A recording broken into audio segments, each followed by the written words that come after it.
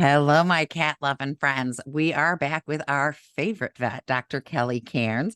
If you have not heard from her previously, she's a smart cookie. She is an internal medicine specialist and she is the vice president of excellence, medical excellence and education for over 400 Thrive Pet hospitals. I mean, that's a Wow. lot. And she makes time for us once a month to come and talk about how to keep our cats safe. We're going to talk about some holiday dangers. This is very timely. So stay tuned right after this word from our sponsor. Welcome back to 19 Cats and Counting. I am your co-host, Linda Hall, here with my BFF, my beautiful blonde bombshell, Rita Reimers. Oh my goodness, it's been a long time since anyone called me that. I think you're the only person. So Aww. before we get to Dr. Kelly, I just want to say, those of you who follow the show, 19 Cats and Counting, I'm back up to 19 cats and counting. Again, because we haven't built the sanctuary yet, and two kitties in need came along that we're going to end up who knows where. And we can't say no. I know.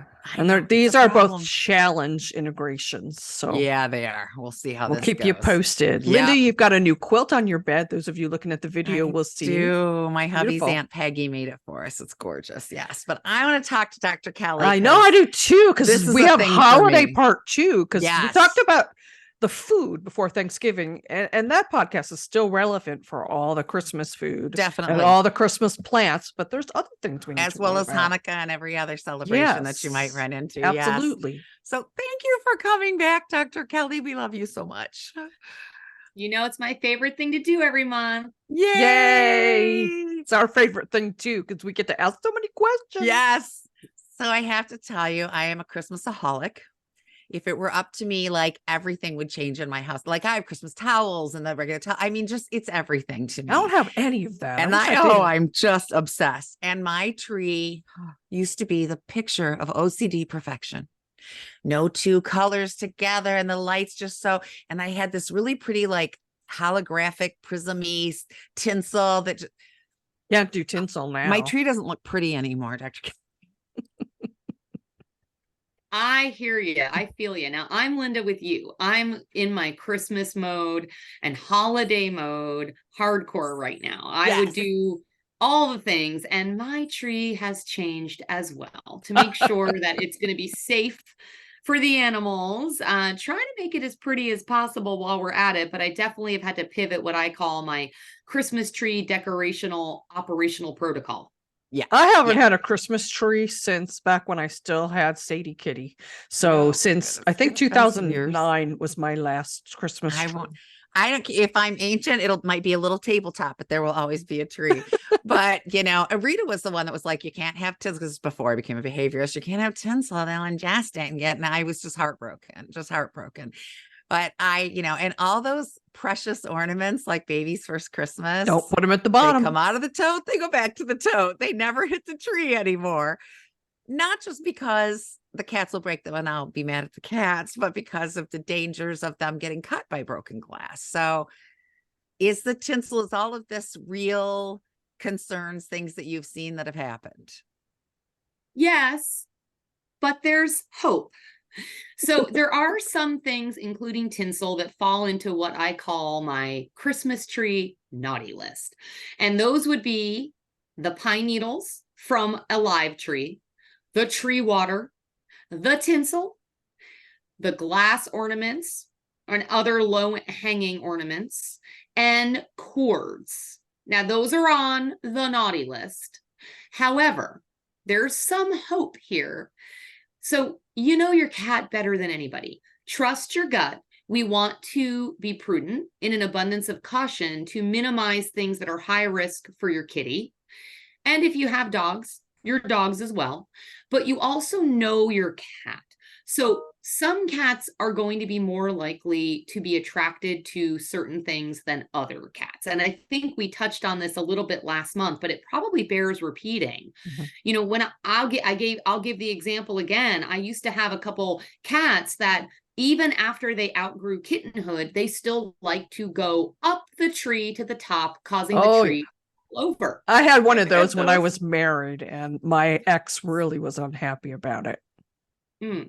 Well, you know, and then I also have had other cats who would rather die than do something like that. They're just not interested at all in climbing the tree, but they may be a habitual eater of anything that looks like a string. So for those cats, for sure, we want to avoid tinsel. Now, I will tell you, in an abundance of caution, I have foregone my tinsel habit because I adore tinsel since I became an adult and started having many cats at my house, right? Because we definitely don't want to risk them ingesting the tinsel and have either gastrointestinal upset or, heaven forbid, a life-threatening intestinal obstruction. Yes. You know, there's other things you can use to decorate your tree, but not all cats are going to be as attracted to tinsel as other cats.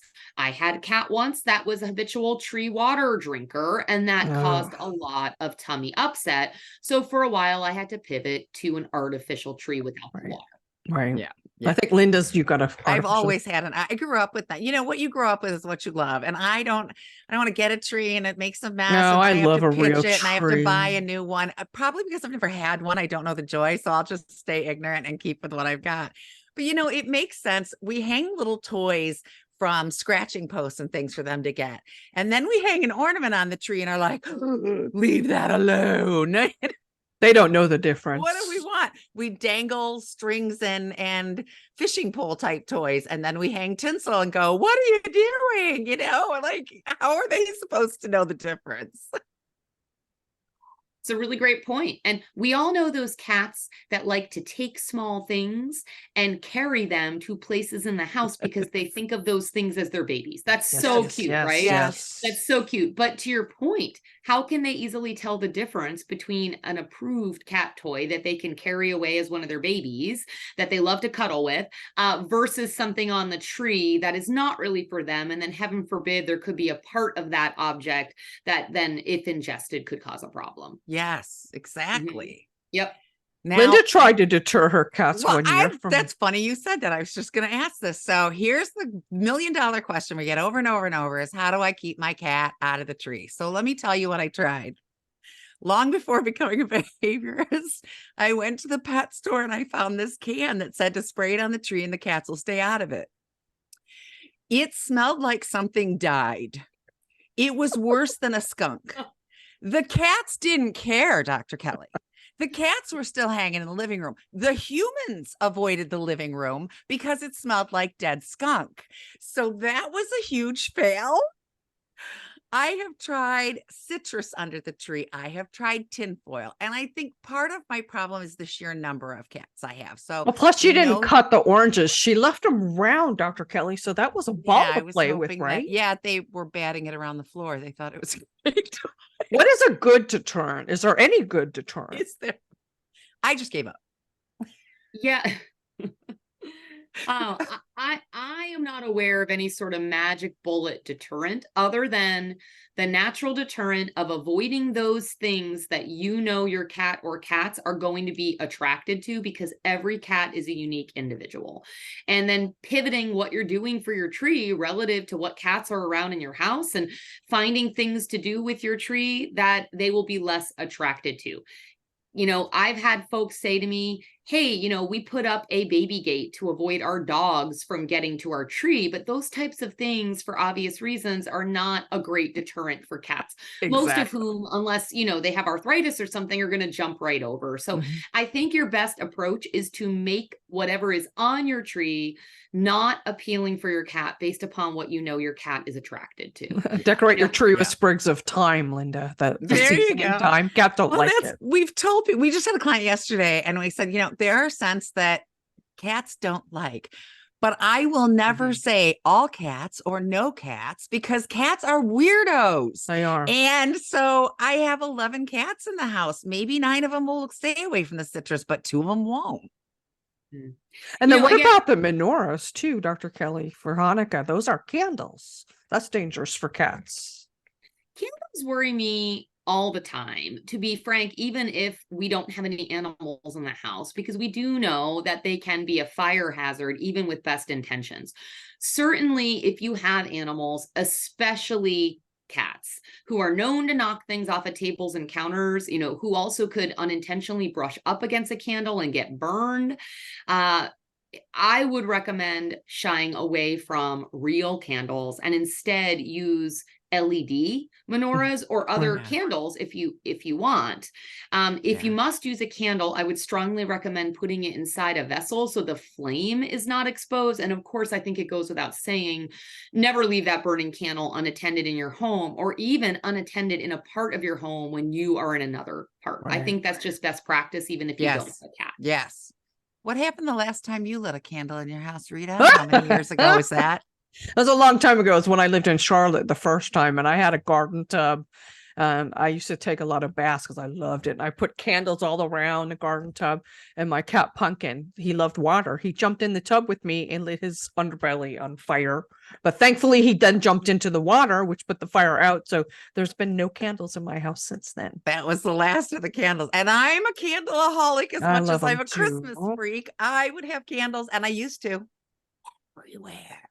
Not anymore. Oh, and not just that too, Linda. We've both seen, and I'm sure you've seen it too, Dr. Kelly, Christmas Vacation, where the cat chews on the cord to the Christmas lights on the tree. That's I also feel guilty something for to- laughing every year. I know. I can't wait to see it this year. But that's also something else we need to be cautious about. Is that these days as big of a problem, the way the lights work?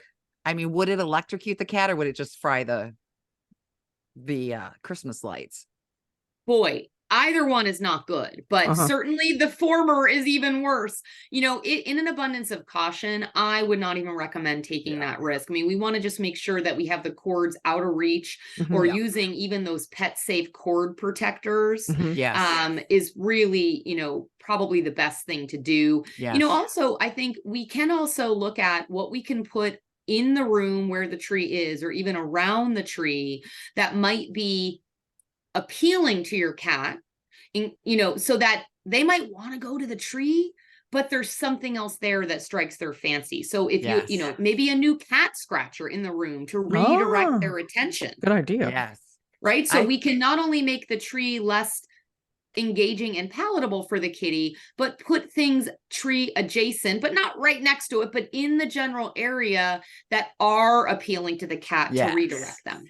I thought about that. I'm so glad you said that. I've got a track that Cat makes that has the LED light up balls, you know, the track. I thought I could put that around on the outside and see if that will catch their attention. Kind of like a train instead of a train. That is exactly what I was thinking. Like, people put the little Christmas choo-choo around there. If you do that, I want video. Oh, you'll get it. You know it. Yes. You know it. You know what else too? The bells and all the decorations. That can be hazardous. A little clapper inside. I know Linda had an incident where one of her cats was wearing a bell, and what did he do? He bit it in half to take the clapper out. But you know, I said later, I have some Christmas earrings that are bells that I wear to Christmas Eve service to annoy my mother. She hates it because every time I move my head, they jingle. Your and I poor laugh. Mom. I know, right? What's wrong with me? I love your torturing mom. my mother. But anyway, by the end of the night, I want those things out of my ears so bad because they've been driving me nuts, going clang, clang, clang all the time. And I think a poor cat with a bell on their collar must be going nuts, especially with how much sharper their hearing is. Ladies, think?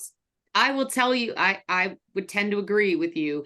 And I will tell you a funny story that once, and now this is a dog, not a cat, but once I saw a dog to remove with an endoscope, or a camera and a tube, the bell portion of a holiday toy that the dog had ingested and gratefully vomited up, so it did not develop an obstruction. But when it did that, the bell portion did not exit the dog's mouth, but instead lodged in the back of the nose, where the nose dumps into the throat. We call that the nasopharynx. It's where you would have post-nasal drip. And so the dog came in, and with every breath, it was jingle dog, jingle dog. You cannot make that dog. I feel bad for laughing, but that's funny. Oh my gosh. On that happy note, let's take a quick break here from our awesome sponsor, and we'll be right back. All right. And we're back with 19 Cats and counting and the awesome Dr. Kelly. I know we just told a little funny, and it was funny, but really it's no joke, making sure that No, your it's cats not. and dogs stay safe around the holiday season. Especially when you're the one paying for the bill to have the bell Yeah. removed from the nasopharynx. Yeah. So that dog was okay. They got it out of the nasal cavity. Okay. That dog did great, but we would have liked to avoid the general anesthesia Mhm. and the expense to that Yes. dog's parents. Yes. I'll tell you another one I was thinking about, and I wonder if you've seen any problems with this. So when I stopped begrudgingly using candles, my husband loves the smell of candles. So he bought a wax warmer. And one day somebody, I think it was one of the cats, kind of hit the cord and it went flying, and that hot wax flew everywhere. Now, nobody got hurt. It wasn't anywhere near the cats, but I was like, wait a minute. I don't think Could that's have any been. safer. That could have been scalded, right? Is this something that Yeah. happens? That could cause a burn for sure. And some of the scented candles or wax warmers can also pose a respiratory risk if you have a cat that has asthma Mhm. or Yes. sensitive airways too. So again, you have to look at the individual nuances of your Yes. kitty. Yes. Even just the Yes. regular Glade plugins that aren't wax or anything. When I was a cat sitter, I'd walk into some people's homes, and I guess they're trying to cover up cat smell, and it would stink to high heaven because they had so many of those things. My hair They're would obnoxious. stink like it, and I don't think that's good for the cats either. No. Same Or thing with dogs. Febreze and Or all that, dogs. right? I did find Poopery makes something called Pet Puree that's got more natural ingredients, and there's no alcohol and nothing to. I love this because I get a little bit of a scent, and I can feel It's like very I'm covering light. up I scents liked with it. something. And yeah, Rita's super sensitive to scents and liked it because I brought it to our hotel room in Cleveland. So that is something that I've been using like as a fabric refresher occasionally. But yeah, I had to give up all my good smellies. So what else do we need to worry Absolutely. about with our cats specifically around the holidays, Dr. Kelly? Well, I think we should talk about holiday plants, which is really just an extension of the general plant and flower conversation that I like to have with pet parents, but especially around the time of the holidays when a lot of folks are putting flowers and plants into their house to get into that festive holiday feel, Right. especially some of those plants that we might reach for because of what they look like, keeping with the holiday spirit. A lot of plants are dangerous to cats if ingested. And really, I want folks to really check with whatever company they're using to buy those flowers or plants, not just during the holidays, but any time of year, to ensure that what they're buying is safe. A lot of plants and flowers can cause, and a best case scenario, tummy upset, vomiting, diarrhea, inflammation of the pancreas, what we call gastroenteritis. But some plants can actually cause kidney toxicity and acute kidney failure in cats, including a lot of, not all, but a lot of species of lilies. So not just for these holiday times, but for the Easter holiday season. Please be cautious when you bring flowers and plants into your house. Yeah, lilies are exceptionally toxic for cats. Yeah. There's a little some people say poinsettias. Yes, they are. No, they're not. So they're not really poisonous, correct? But they can cause a lot of stomach upset. Correct. Poinsettias falls into the bucket that a lot of plants and flowers fall into of being what's called a gastric irritant. And so even in relatively small quantities, we can irritate that stomach lining, causing the kitty to vomit in a best case scenario. I don't know. Yeah. I want to bring this up. I don't know. I don't think it's on our list of questions, but I get really nervous when people play with cats with ribbon and string because they can eat it. It can wrap around their intestines. And, we wrap a lot of our gifts with those type of things. You ladies know I love talking about when cats are not small dogs. And so I'd love to share something that I think is actually kind of fascinating. That's an example of that, but it actually is a really important thing for pet parents to understand why we worry. Uh-oh. She froze. You're frozen. It's okay. We can edit this out. It's Yeah. just my timing Yeah. is going to be a little Yeah. bit Just weird add a now. couple minutes. Yeah. I love Oh the face though. no. I know. So yeah, I know. I see people playing with ribbon and string all the time or leaving it too. out, and it makes me so nervous. Hair ties and they never get into it until they do. That's right. Yeah. She's probably going to get booted and come back in. Let's see. I think we did about 4 minutes. So when she comes back in, we'll have 11 minutes left. All right. We'll do 10 minutes, and then I want to ask her about sign off. toys. We're buying. There she goes. Yes, because it's on the toys list for our cats, and exactly. But I wanted to definitely, because it's not on here about ribbons and string. But I'm glad you did. Yeah. Oh, we don't know. And wrapping paper in general too. A lot of it has sparkles on it. And, you see the toys there, the presents that are on my radiator. Those are things I've wrapped so far. There's no ribbons, there's no bows, there's no pretty. They're just wrapped. I know it's awful, but you got to do it. It is what it is. Because even the bows, it's just a long ribbon. That's exactly. If they pull it apart, untangle it. Yeah, and they'll eat it, or they'll try to eat it. They won't eat it medication, but they'll eat that, right? I guess I should stop recording here. Let me pause that. So, Dr. Kelly, one thing that makes me nervous all year long, not just holiday time, is when I see people taking ribbon and string and dragging it along the ground and encouraging their cats to play with them. I know that's bad. They can ingest those things that can wrap around their intestines. Is that something to worry about? That is true. And so you ladies know I'm a big fan of educating pet parents when cats are not small dogs, because they're unique in so many delightful ways. And this is actually one of those ways. So we worry especially about cats ingesting linear, or you said ribbon, string, linear objects, and the worry that could cause an obstruction. And so what is it about kitties that makes us so worried about that compared to dogs? Because one could argue most dogs stereotypically will like to be indiscriminate eaters more than cats. So why do we get so worried about the ribbons and the strings and the linear objects? And this is a great example of where cats are unique, because we all know and probably love, since we love cats, that sandpaper feel of a cat's tongue. I know when I pick up Oshi, he loves to lick the side of my face, and I kind of love how it's real rough feeling. Yes. My sweetie pie does that every morning. So sweet. Oh, so, and well, why does a cat's tongue feel that way? That sandpaper feel is actually many, many small barbs on the tongue that face backward, which actually benefits a kitty when grooming, to help exfoliate or remove the fur and the hair in the grooming process.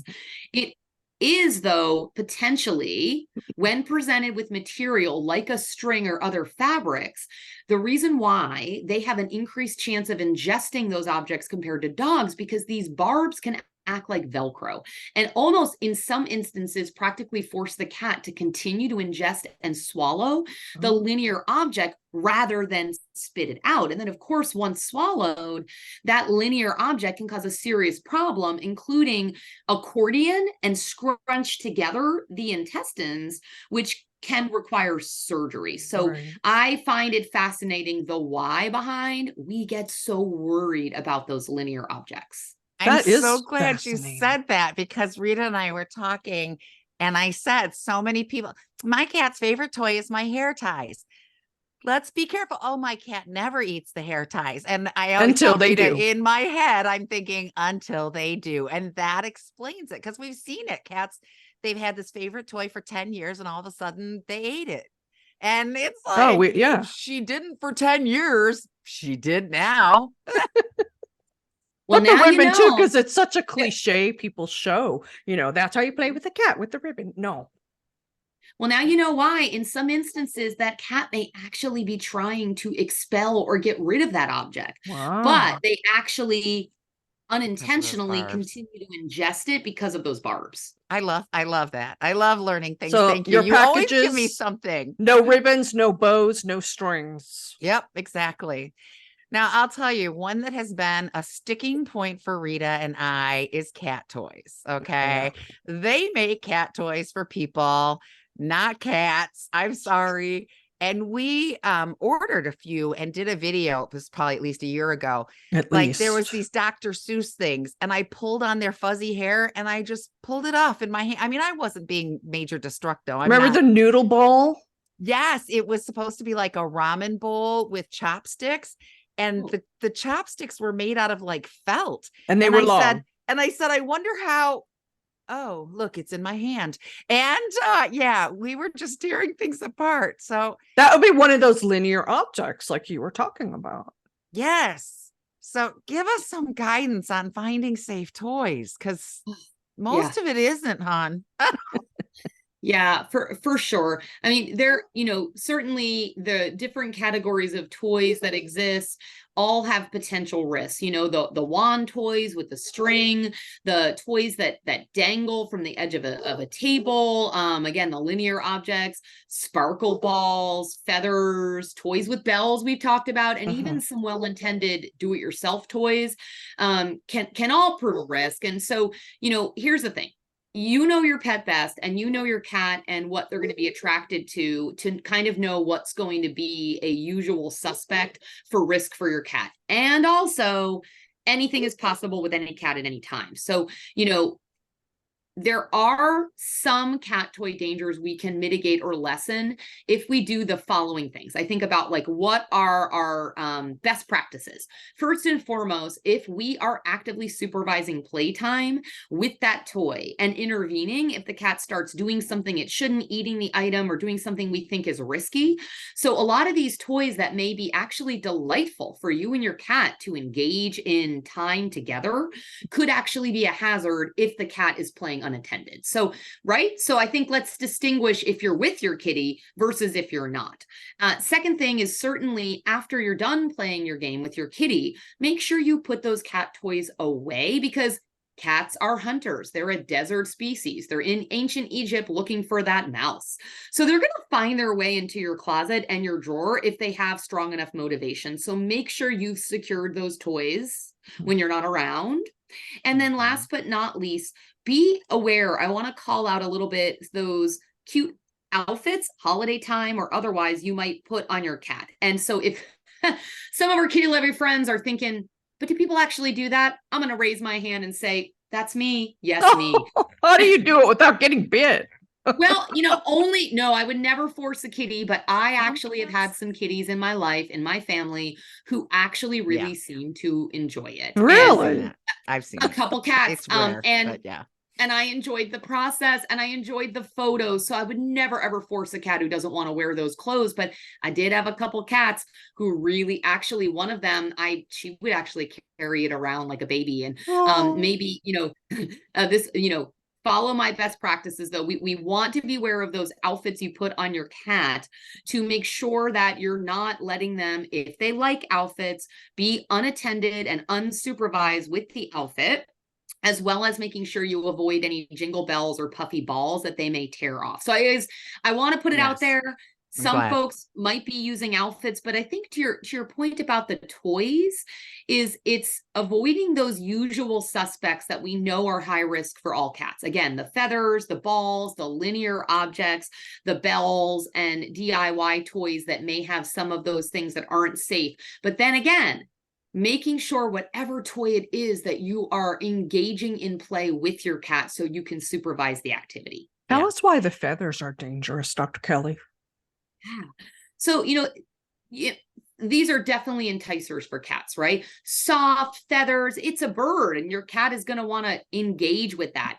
They may seem totally harmless, but if ingested, those feathers can create a choking hazard even before they get ingested.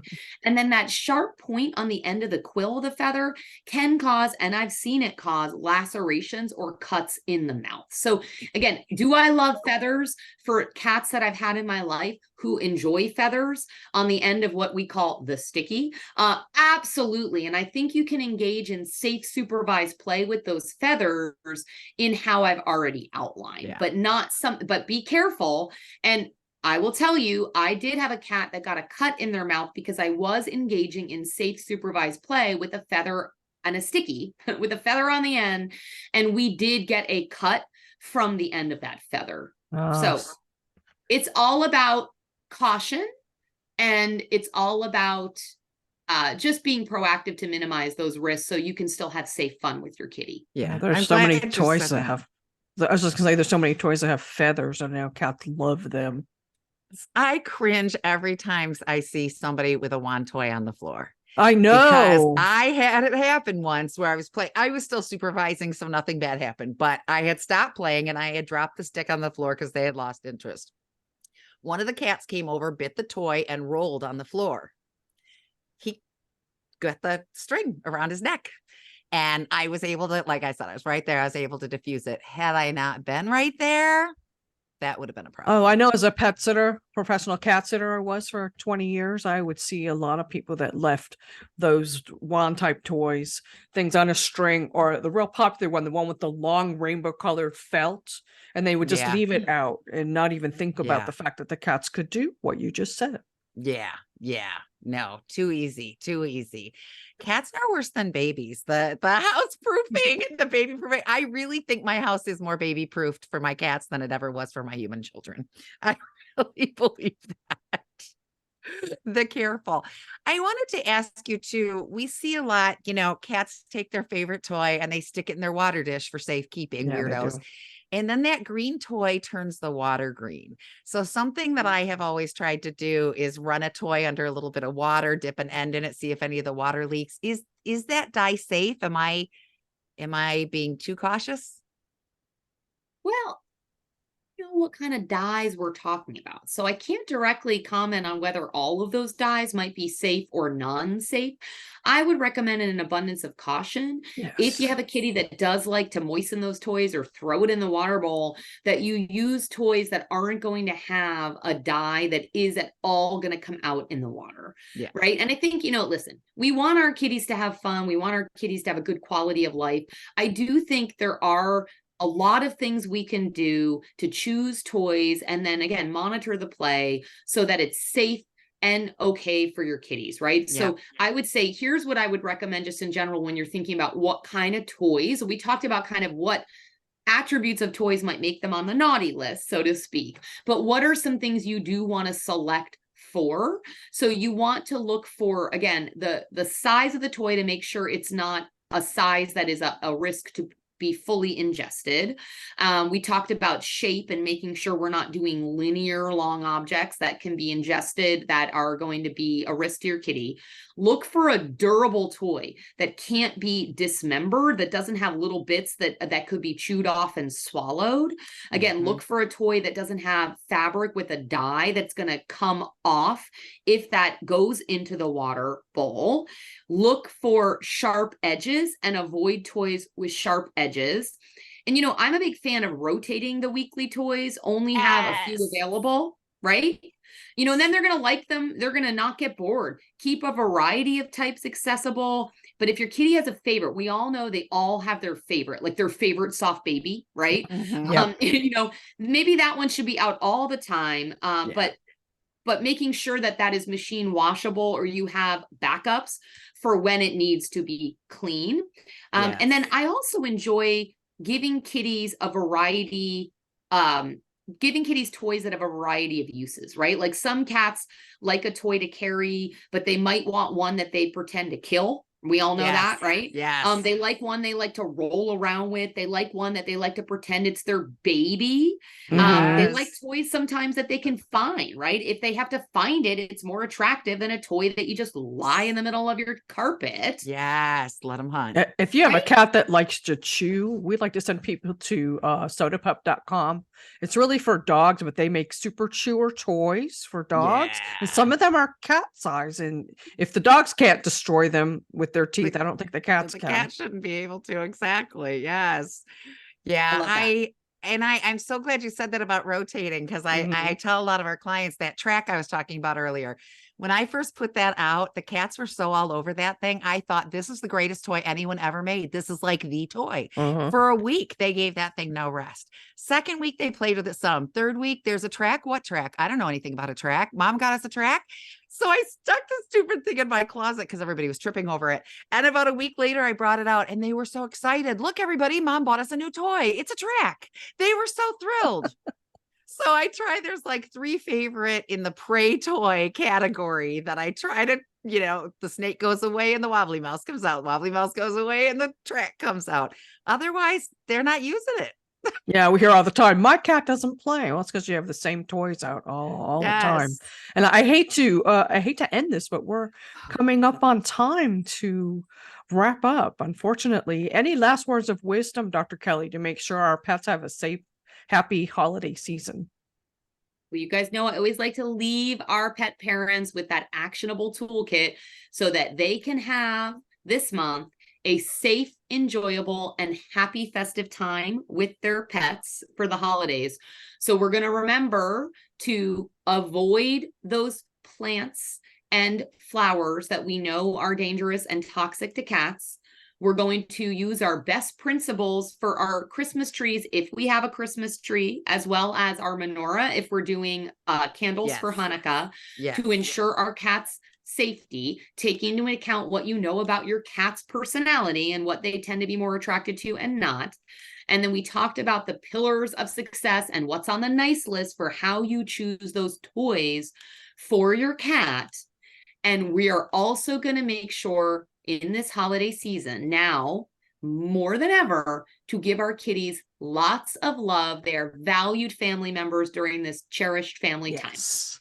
Absolutely. And make sure you go back and review show 109, which was about holiday foods and plants, because all that advice still holds during the December holidays. Yes. Dr. Kelly, thank you so much for coming on and helping us and everybody listening have a safe, happy holiday with their dogs and cats. And of course, Linda, thank you so much for always being my co-hostess with the mostest. Yeah, you're stuck with me. Yeah, stuck with you. I mean, I'm stuck with you. And Mark Winter for giving us this wonderful spot on Pet Life Radio. We're so grateful and thankful for you too. Yes. And of course, our sponsors. Yes. Just remember, everybody, every day is Catterday. Have a wonderful holiday.